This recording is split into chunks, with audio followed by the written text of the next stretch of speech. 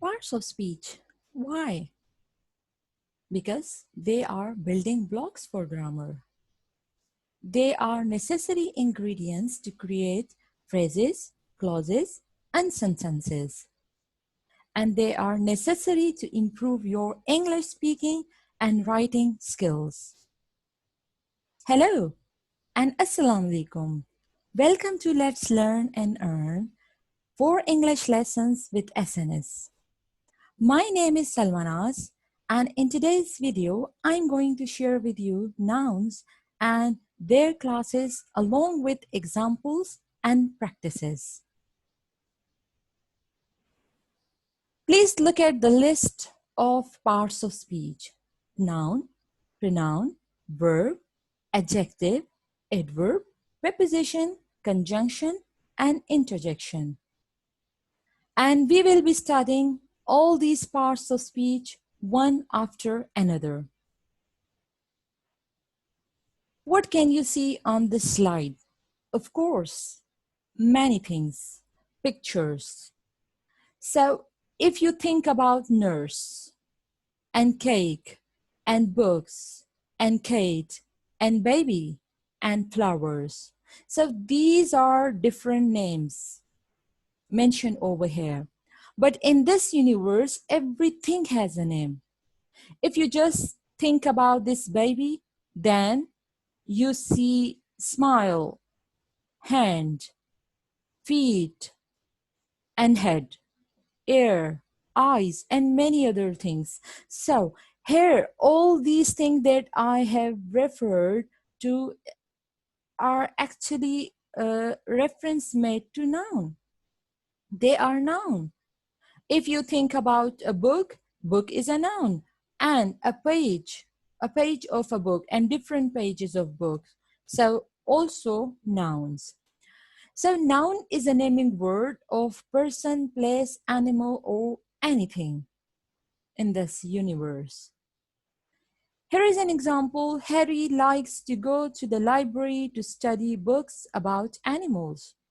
Now, library, Harry, books, and animals, all underlined words are nouns. They are things.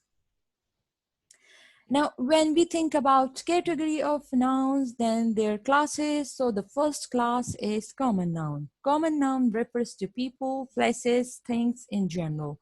Like you have friends, car, music, driver, pen, book, slide, even the pointer that is being shown on this slide is also a noun. The slide itself is a noun. So have you seen my pen? Your books are in your room. My friend is waiting for me in the car. So books, pen, room, car, and friend, all these are common nouns. Now we talk about proper noun. So proper noun is actually names of people, places, or organization. And if you think about Monday, it is proper.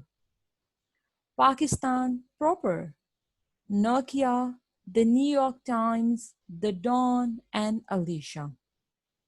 Now, how to differentiate a common noun between common noun and proper noun? So I'll give you the list. Ali is in the Liaquat library with his sister Alicia.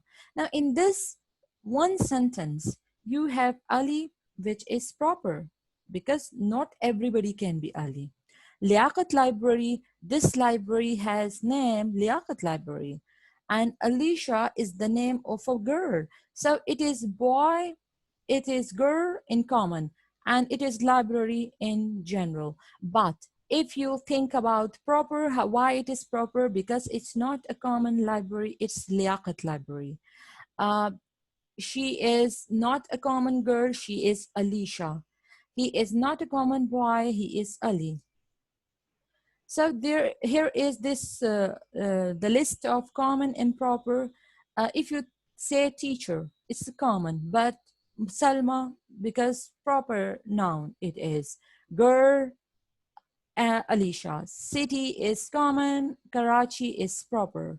Day, any day, common. Tuesday, specific day, proper. Month is common, any month, but March is proper. Country, any country, but if you say China, it becomes proper. University, any university. But if you say Cambridge, it is specific university. If you say language, any language. But if you say English, it becomes proper noun. Now we talk about collective noun. Collective noun actually refers to a number of persons or things when taken together and spoken of as one whole. You always say crowd. So crowd, there would be many onlookers. Army, soldiers, family members, nations, of course, people, and committee, again, many members over there in one is one staff.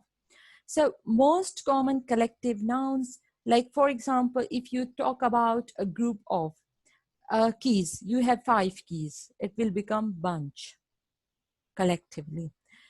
Bees, so it will become swarm. Students, then it will become class. Shoes, then it will become pair.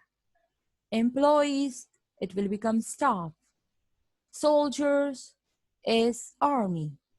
Onlookers, mob. Onlookers जो तमाशाई होते हैं, बहुत सारे लोग एक जगह जमा हो जाते हैं, they are normally called mob or crowd.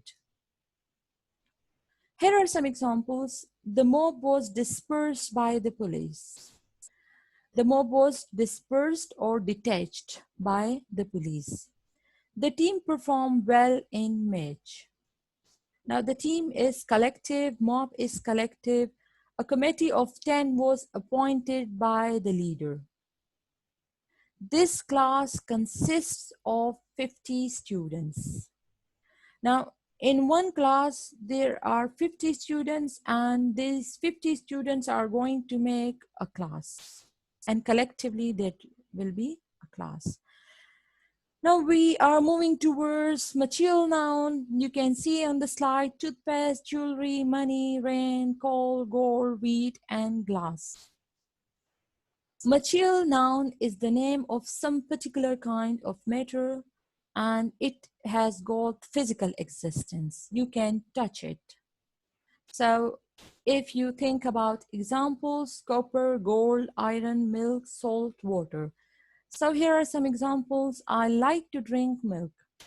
She wears gold set on weddings. We should drink water before breakfast. Now, abstract noun is totally opposite of material noun. Material noun has got physical existence, and abstract noun talk about that you cannot touch. And abstract nouns are ideas, concepts, and feelings.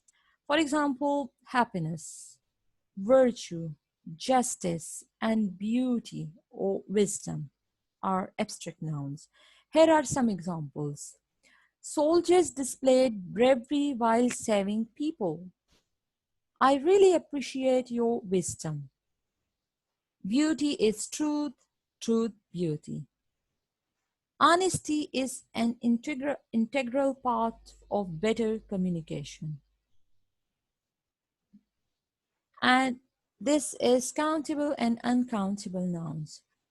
When we think about countable nouns, that can easily be countable, जिसको आप बासानी count कर सकें. अगर एक लड़का है तो हम कह सकते हैं 2 boys, a car, 2 cars. लेकिन uncountable nouns आप love को ये नहीं कर सकते कि 1 love or 2 loves, 1 hope or 2 hope, because it is called uncountable noun. So you cannot count. And again, I'm giving you one tip over here that actually in these uncountable nouns, you will come across abstract and material. Abstract and material. Abstract material or abstract or concrete nouns in this category of uncountable nouns. So here is a practice for you, like you talk about cave, day, girl, boy, umbrella. okay? And then you talk about gold, rice, water, sugar, honesty. So a Kate or two Kates, a day or 2 days, okay? An umbrella or two umbrella. So it can become plural, but rice and sugar, they have tiny particles, so you cannot count all. So you are rather going to use units to talk about quantity or units of volume or weight. So but they cannot be plural. You cannot say two rice, okay? You cannot say two water. But if you are going to convert it, that how much, then of course 1 glass of water and 1 teaspoon sugar, okay?